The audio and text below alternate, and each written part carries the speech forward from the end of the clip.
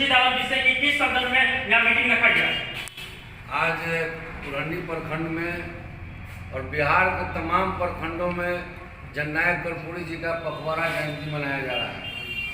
तो उसी कड़ी में पुरानी प्रखंड में आज जननायक कर्पूरी जी का शताब्दी समारोह पखवाड़ा मनाया गया है और सभी लोग राष्ट्रीय जनता दल के प्रखंड के जो भी कार्यकर्ता हैं, पदाधिकारीगण हैं, सभी उपस्थित होकर जानदार शानदार ढंग से मनाया गया। जैसे कि गठबंधन की सरकार थी तो आरजेडी का ये तेजस्वी यादव बोल रहे थे अभी खेल बाकी है, क्या खेल बाकी है? खेल बाकी है। अभी जो नीतीश जी जो सामाजिक न्याय की सरकार में थे, अब उन्होंने दंगाइयों की सरकार में चले गए हैं, तो भाजपा जो है इनको चूहादानी में बंद करके ताला लगा देंगे, उसी चूहादानी में ये रह जाएंगे। अच्छा, नीतीश कुमार जी तो ये भी बोल रहे थे कि मर जाएंगे, बिक जाएंगे, लेकिन बीजेपी में नहीं जाएंगे। ये नीतीश जी को एक नारा है कि इन्होंने सबको बिहार में ठगने का काम किया है और ये बराबर कभी इधर कभी उधर, इनका नाम पलटू चाचा के नाम से संबोधित किया जाता है। क्या लग रहा है कि फिर से नीतीश कुमार आरजेडी में आएंगे तो आने देंगे क्या? अरे वो नेता नीतीश कुमार का नीति और नियत का कोई ठीक नहीं है, इसलिए हम उस पर कुछ नहीं बोलना चाहते। क्या लग रहा है कब आएंगे कब पलट जाएंगे इनका कोई गारंटी नहीं। अच्छा, रंजन जी युवा के राजद के नेता है, इससे बात करके कि क्या मतलब क्या लग रहा है कि नीतीश कुमार आरजेडी में फिर आ जाएंगे क्या? देखिए, आने जाने का तो ये राजनीति में लगा रहता है, लोग आते जाते रहते हैं, लेकिन इंसान का एक नीति और नियत और सिद्धांत होता है, वो बिल्कुल सिद्धांत विहीन लोग जी, इसलिए हम भी बड़े लोग हैं, ज़्यादा टीका टिप्पणी चाहिए। अच्छा, और ईडी और सीबीआई लगातार परेशान कर रहे हैं और बहुत सारा राहत मिली है और लालू को और तेजस्वी यादव और अभी को, इस पर क्या कहना चाह रहे हैं? देखिए, आज नीतीश कुमार जी दल जो छोड़ के गए, इसके पीछे भी ईडी का हाथ है। आपको पता होना चाहिए कि पूरे बिहार में जननायक कर्पूरी जी को एक तरफ भारत रत्न देकर सम्मानित किया गया और पूरे भारत में लोहिया जी, जयप्रकाश जी का जो सिस्टम था उसको फॉलो सिर्फ किए तो जननायक कर्पूरी ठाकुर की, और आज उनके वादा किए हुए चीज़ को निभा रहे हैं तो राष्ट्रीय अध्यक्ष लालू प्रसाद यादव कर रहे हैं।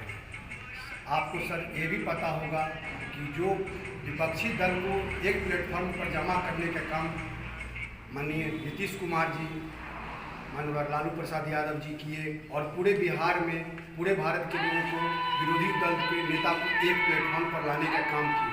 क्या वजह था जो फिर दल चेंज करके वो चले गए? इसके पीछे भी ईडी का हाथ है। जिस समय हमारे बिहार में बैठक हुई थी तमाम दलों का, उसी समय में 18 जगह पर छापा मारा गया था जदयू के विधायक और सांसदों के और मंत्रियों के ऊपर। नीतीश कुमार खुद ड्राई ऑनेस्ट है, बट उनके मंत्री लोग ड्राई ऑनेस्ट नहीं थे, वो फंस रहे थे गिरफ्त में। उसमें मुख्यमंत्री नीतीश कुमार जी भी फंसते, इसके लिए उनको भय दिखलाकर ईडी के डर से गए हैं, सिर्फ ईडी के डर से गए। चलिए आप लोग देख रहे थे अपनी निहाल के साथ तत्काल होने की भरोसा बात कर पिछड़ा के प्रखंड अध्यक्ष संतोष निषाद जी, प्रखंड उपाध्यक्ष हरेंद्र महतो जी, गार्जियन स्वरूप राजद के वरिष्ठ नेता बड़े भाई सत्यनारायण,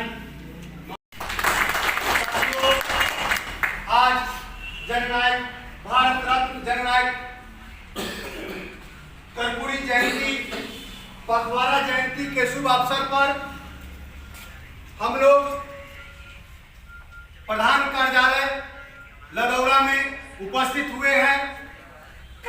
सबसे पहले मैं भारत रत्न जननायक कर्पूरी जी के तस्वीर पर सहृदय वाणी पुष्प श्रद्धा सुमन अर्पित करता हूं।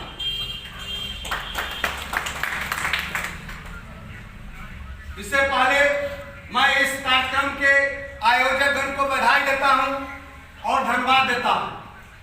साथियों, व्यक्ति मरता है, विचार कभी नहीं मरता है।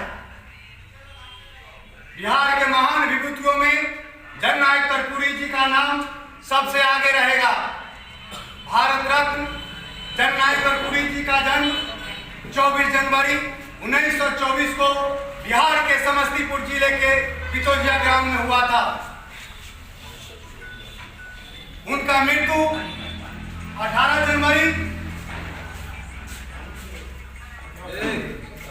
88 को हुई थी। उनके पिता का नाम गोकुल ठाकुर था। वो अपने 65 वर्ष के जीवन काल में बहुत सारे कार्य किए। उस समय देश हमारा गुलाम था, देश की आजादी के लिए लड़ाई लड़े। पूरे 26 महीना जेल में रहे। जब देश आजाद हुआ, आजादी के बाद वो अपने ही ग्राम में शिक्षक के रूप में कार्य किए।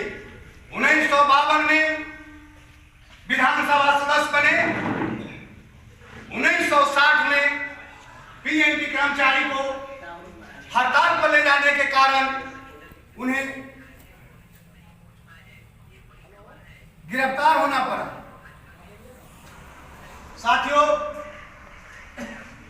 ठाकुर जी हिंदी भाषा के समर्थक थे। 1967 में जब वे बिहार के शिक्षा मंत्री बने, तब बिहार में मैट्रिक के परीक्षा में अंग्रेजी विषय की अनिवार्यता समाप्त किए। इतना ही नहीं, कर्पूरी जी एक और फैसला लिए। पहला क्लास से लेकर 10वीं तक पढ़ाई निःशुल्क होगी। ये कर्पूरी जी का देन है। कर्पूरी जी 2 बार मुख्यमंत्री बने। एक बार 1970 में, दूसरी बार 1977 में। कर्पूरी जी आजीवन दलित, शोषित, वंचित, अति पिछड़ों के लिए काम करते रहे। साथियों, ये आज पखवाड़ा जयंती कर्पूरी जी के माध्यम से, राजद परिवार के माध्यम से मनाया जा रहा है। ये जन संवाद है। इसके माध्यम से सत्ता परिवर्तन तो बराबर होती है, लेकिन व्यवस्था परिवर्तन नहीं होता है। इसके लिए इस कार्यक्रम के द्वारा जन जन तक जाकर हमको व्यवस्था परिवर्तन की लड़ाई के बारे में लोगों को कहना है। व्यवस्था परिवर्तन कब होगा? जब सत्ता परिवर्तन होगा। और सत्ता परिवर्तन का मूल मंत्र है जन आंदोलन। लोगों के बीच जाकर जन आंदोलन करना होगा। जन समस्याओं को रखना पड़ेगा, जन संवाद करना पड़ेगा। तब जाकर लोगों में विचार परिवर्तन होगा। जब विचार परिवर्तन होगा तो स्वाभाविक है कि व्यवहार में परिवर्तन आएगा। जब व्यवहार में परिवर्तन होगा तो सामाजिक परिवर्तन होगा।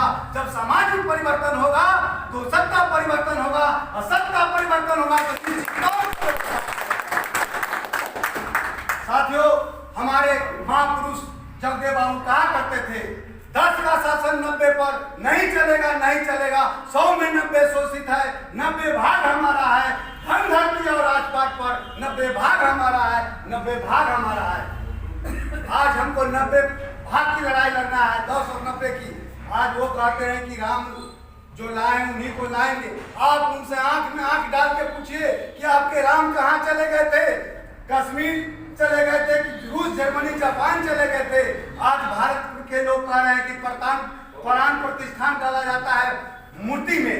आप आंख में आंख डाल के पूछिए, वैज्ञानिक कसौटी के ऊपर बात कीजिए, क्या पत्थर के मूर्ति में प्राण डाला जा सकता है क्या? अगर तुम प्राण डाल सकते हो तो एक हॉस्पिटल में डॉक्टर सैकड़ों रखने की जरूरत क्या है? डॉक्टर की जगह पर तुम ही ब्राह्मण को रख दिया जाए और तुम लोग उसमें प्राण डालने का काम। सेना मरता है तो वो जब उनको रख दिया जाए, उनसे कहा जाए जो मेरा सेना मरता है उन्हें प्राण डाल देने का काम कर सकते हैं। हमेशा तार्किक बात कीजिए। वो जो कहते हैं यस मान के मत रहिए, आंख में आंख डाल के बात कीजिए। वो 3% वाले लोग भारत में हमेशा काबिज किए हुए हैं। आज आपको पता होना चाहिए, सुप्रीम कोर्ट का जज सिर्फ एक ही जाति के लोग बनते हैं। वो जाति है सिर्फ ब्राह्मण। और वो ब्राह्मण में मत 52 घर के लोग ही सुप्रीम कोर्ट के जज बनते हैं। क्यों? कोलोजियम सिस्टम है कि जज का बेटा ही जज बनेगा, जज के पोता ही जज बनेगा, परीक्षा नहीं लिया जाता है। जब तक ये कोलोजियम सिस्टम नहीं हटेगा तब तक हमारे ऊपर इसी तरह का अत्याचार होते रहेगा। वो जो बोलेंगे हम सुन लेंगे, बर्दाश्त कर लेंगे, नहीं चलेगा। और हमारे लोगों में कमी है, एक तरफ बोलते हैं जय श्री राम और एक तरफ बोलते हैं जय भीम, नहीं चलेगा। आप या तो जय भीम बोलिए, नहीं तो जय श्री राम बोलिए। बहुत सारी बात है साथियों, हमको बाबा साहब भीमराव के द्वारा जो मिला हुआ है संविधान, उसको बचाना। वो नहीं रहता तो आज हम इस जगह पर नहीं होते, हम पढ़ते लिखते नहीं, हमको आरक्षण नहीं मिलता, मनुस्मृति के तहत चलना पड़ता। फिर से मनुस्मृति वो लोग लाना चाहते हैं। मनुस्मृति के बारे में जानिए और संविधान के बारे में जानिए। हम मत भरिए किसी को। अगर हिंदुत्व की बात करते हैं वो, तो आप हिंदू के देवता में प्रथम देवता गणेश को माना जाता है। गणेश को कभी आपने देखा है? जी हाँ, बिल्कुल आप लोगों ने देखा है। गणेश का तस्वीर घर पर देखे होइएगा तो हाथी का गर्दन लगा हुआ है। कोई भी हाथी का बच्चा कितना पतला जन्म लेगा तो उसका गर्दन इतना मोटा होगा। इंसान कितना मोटा पैदा लेगा तो उसका गर्दन इतना मोटा होगा। क्या कोई सिविल सर्जन दुनिया का उसके गर्दन से इसके गर्दन में फिट कर सकता है? इम्पॉसिबल, कोई नहीं फिट कर सकता। और अगर ऐसा होता तो एक ब्लड बैंक में एक जानवर को हत्या करके ब्लड बैंक में ब्लड रख दिया जाता। साथियों, समझने की जरूरत है। इंसान को ब्लड नहीं दे सकता है। हमारी पत्नी, भाई, बहन, ETC जो भी लोग हैं ब्लड नहीं दे सकते जब तक ब्लड ग्रुप नहीं मिलेगा।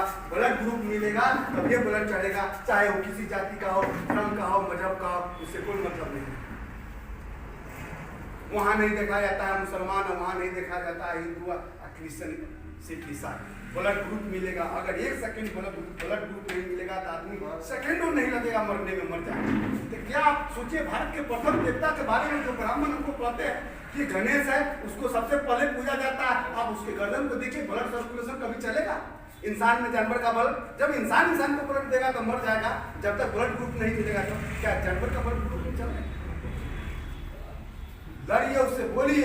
हम लोग पढ़ लिख रहे हैं, फिर गौरी गणेश मान लेते हैं। गोबर कोई गाय का पैखाना है, उसको गौरी गणेश मानेंगे तो फिर गौरी गणेश है दोसर, वो तो पैखाना है। तर्क दीजिए, तर्क दीजिए। तर्क नहीं देते, जिसकी वजह से हमेशा वो बाकी रहता है। किसी से हम पूछ लेते हैं कि क्या बांधे होते हैं, रक्षा सूत्र, पूछिए उससे कोई फायदा तो नहीं, कोई घाटा तो नहीं। घाटा तो हुआ होगा जिस दिन वो ब्राह्मण लपटा होगा, उस दिन 5 रुपये आपसे ले लिया। इस तरह से बहुत सारी बात है। इन्हीं शब्दों के साथ हम अपनी